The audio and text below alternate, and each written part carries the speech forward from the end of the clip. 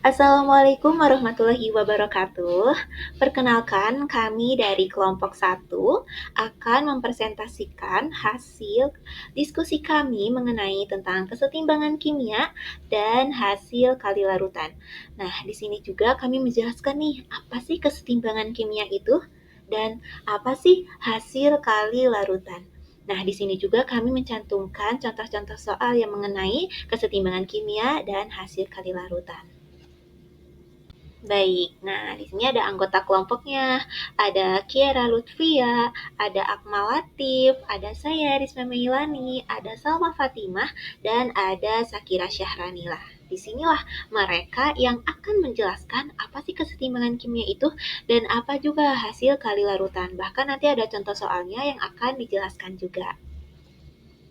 Nah, di sini ada kesetimbangan kimia nih. Apa sih kesetimbangan kimia itu? Kesetimbangan kimia adalah keadaan saat kedua reaktan dan produk hadir dalam konsentrasi yang tidak memiliki kecenderungan lebih lanjut untuk berubah seiring berjalannya waktu. Secara umum, dapat dikatakan tetapan kesetimbangan merupakan perbandingan hasil kali molaritas produk dengan hasil kali molaritas reaktan yang masing-masing dipangkatkan dengan koefisiennya. Nah, di sini ada ciri-ciri kesetimbangan kimia. Yang ke-1 terjadi pada reaksi reversibel atau reaksi yang dapat berjalan dua arah atau bolak-balik. Nah, yang kedua ada bersifat dinamis. Nah, pengertian dinamis ini nanti akan dijelaskan oleh teman saya. Yang ketiga, reaksi seolah berhenti, tetapi secara molekuler reaksi terus terjadi. Keempat, reaksi mencapai kesetimbangan ketika laju reaksi ke kanan sama dengan laju reaksi ke kiri atau V1 sama dengan V2. Lalu yang terakhir, sehingga perbandingan konsentrasi reaktan dan produk itu tetap. Selanjutnya ada faktor-faktor yang mempengaruhi kesetimbangan kimia. Yang pertama itu ada faktor suhu. Jadi faktor suhu ini jika suhu dinaikkan maka kesetimbangan akan bergeser ke arah pembentukan senyawa-senyawa yang menyerap endoterm. Selanjutnya ada faktor volume. Jika volume ditambahkan maka kesetimbangan akan bergeser ke arah reaksi yang memiliki koefisien lebih besar. Sebaliknya, jika volume dikurangi maka pergeseran kesetimbangan akan bergeser ke arah reaksi yang memiliki sejumlah koefisien lebih kecil. Selanjutnya ada faktor konsentrasi. Jika konsentrasi unsur atau senyawa di salah satu ruas ditambahkan, maka keseimbangan akan bergeser ke arah yang berlawanan. Yang terakhir ada faktor tekanan.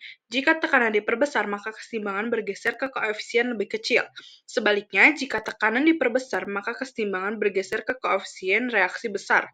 Jika tekanan ditambahkan, maka pergeseran keseimbangan akan bergeser ke arah reaksi yang memiliki jumlah koefisien lebih kecil. Selanjutnya ada jenis-jenis kesetimbangan kimia. Yang pertama itu ada kesetimbangan statis. Jadi kesetimbangan statis ini ada terjadi jika reaksi kimia yang dihasilkan merupakan reaksi satu arah atau reaksi kimia yang tidak dapat kembali lagi seperti semula. Selanjutnya ada kesetimbangan dinamis. Kesetimbangan dinamis ini terjadi jika reaksi kimia yang dihasilkan merupakan reaksi kimia dua arah atau reaksi kimia yang bisa kembali lagi seperti semula. Hasil kali kelarutan. Pengertian kelarutan adalah kemampuan garam-garam laut dalam air tidaklah sama. Ada garam yang mudah larut dalam air, seperti natrium klorida, dan ada pula garam yang sukar larut, seperti peraklorida atau AgCl. Hasil kali kelarutan ialah hasil kali konsentrasi ion-ion dari larutan jenuh garam yang sukar larut dalam air setelah masing-masing konsentrasi dipangkatkan dengan koefisien menurut persamaan ionisasinya.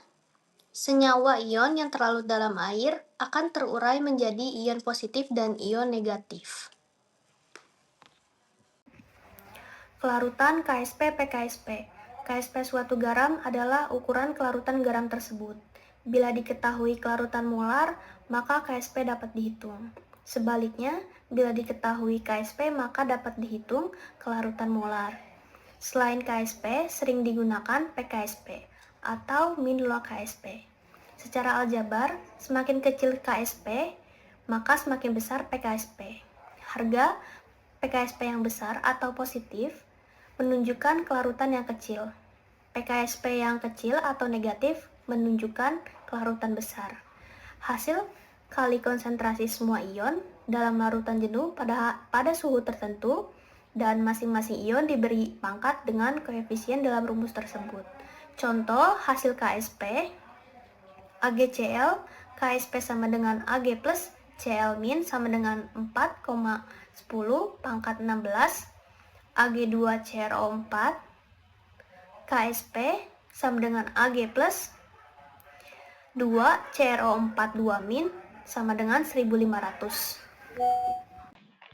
Untuk contoh soal kesetimbangan, yaitu dalam bejana bervolume 2 liter, terdapat keadaan setimbang 0,2 mol N2O4 dan 0,4 mol NO2 pada suhu 300 Kelvin.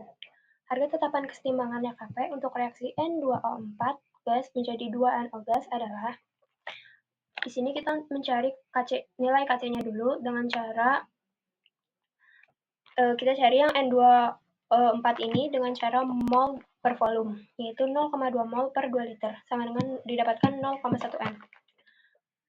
Untuk yang NO2, kita cari juga 0,4 mol per 2 liter, didapatkan 0,2. Kemudian tinggal kita masukin aja jadi NO2 kuadrat per N2O4 pangkat 1. Sehingga didapatkan 0,2 kuadrat per 0,1 pangkat 1. Dan disederhanakan menjadi 0,4. Di situ kita telah mendapatkan Kc. Kemudian untuk delta N itu merupakan selisih jumlah koefisien produk hasil reaksi dan jumlah koefisien reaktannya. Sehingga di sini kita mendapatkan delta N-nya 2 dikurang 1. 2 itu dari jumlah koefisien produk dan 1 dari jumlah koefisien reaktan. Kemudian kita memakai rumus Kp sama dengan Kc kali RT kali delta N. Untuk Kc sendiri yaitu kesetimbangan konsentrasi, Kp kesetimbangan parsial, T suhu, delta N itu perubahan. Untuk RT-nya ini sudah ditentukan yaitu 0,082 kali 300. Jadi kita tinggal masukin angkanya yaitu 0,4 dikali 0,082 kali 300 dipangkat 2 kurang 1 atau pangkat 1. Sehingga didapatkan 0,4 dikali 24,6 pangkat 1 dan kemudian dapatkan hasil akhirnya 9,84.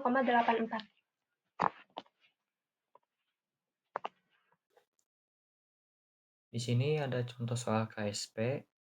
Yang pertama, jika kelarutan Ag2CrO4 dalam air adalah 5 mol per liter, tentukan KSP Ag2CrO4. Untuk menjawab soal ini, kita harus memecah terlebih dahulu Ag2CrO4 menjadi ion-ion, yaitu 2 Ag plus ditambah CrO4 min. Nah, di sini kelarutannya S atau 5. Jadi di sini kalau misalkan dia konsentrasinya S, karena kelarutan sama dengan konsentrasi, maka ion Ag, karena dia ada 2, maka dia 2S. Sedangkan CrO4-nya cuma 1, maka dia S. Nah, KSP dirumuskan sebagai KSP itu adalah hasil kali ion-ionnya. Jadi di sini ada konsentrasi Ag+, dipangkatkan koefisiennya yaitu 2, kemudian CrO4 min koefisiennya 1. Nah, tadi KSP Ag+ sebanyak 2S dipangkatkan 2 dan CrO4 min dipangkatkan 1. Atau tidak usah ditulis. Jadi 2S pangkat 2 dikali S menjadi 4S pangkat 3. Nah, di sini S-nya sudah diketahui, maka ditulis 4 dikali 5 pangkat 3 yang hasilnya 500. Jadi KSP Ag2CrO4 adalah 500. Kemudian soal kedua, kelarutan AgCl dalam air adalah 2 dikali 10 pangkat minus 8 M, hitung AgCl. Sama seperti tadi, langkah pertama adalah memecah AgCl menjadi ion-ion, yaitu Ag plus ditambah Cl min. Maka KSP-nya konsentrasi Ag plus dikali konsentrasi Cl min. Tidak ada pangkatnya karena tidak ada koefisiennya. Maka sama dengan S dikali S yaitu S pangkat 2. Nah, S-nya dimasukkan yaitu 2 dikali 10 min 8 dipangkatkan 2, yang hasilnya 4 dikali 10 pangkat 16, pangkat minus 16. Jadi KSPAGCL-nya adalah 4 dikali 10 pangkat minus 16. Demikian penjelasan kami mengenai kesetimbangan kimia dan hasil kali larutan. Semoga materi ini bermanfaat kepada semuanya dan kepada diri kami sendiri. Terima kasih. Assalamualaikum warahmatullahi wabarakatuh.